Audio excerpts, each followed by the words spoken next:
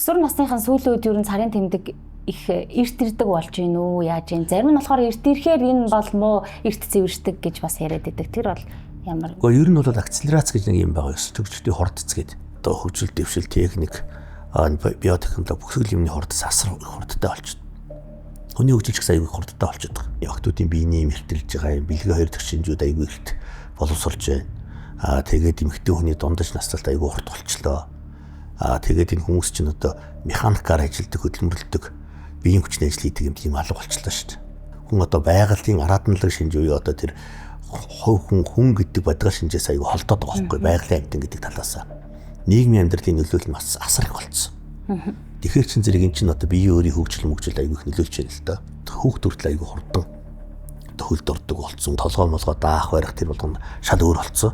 Та нар ч гэсэн одоо мэдчих сүүлийн үед хүүхдүүд одоо ингээд бүр гар утас оролдоод бүр хизээ хизээ юм шиг мэдчихэж байгаа юм шиг ингээд оролдож өрөөд байна гэдэг чинь тий. Энэ болгоомжл энэ одоо нийгэм соёл одоо энэ хүний нийгмийн амьдралын хөгжил өөр болчихж байгаа холбоотой. Тэгээ ер нь охтуудын биений эм чинь 10 11 настай ирдэг болцсон. Тэр бол ерөөс. Тэр бол одоо ингээд амьдралын хэвийн төгсөлж байгаа.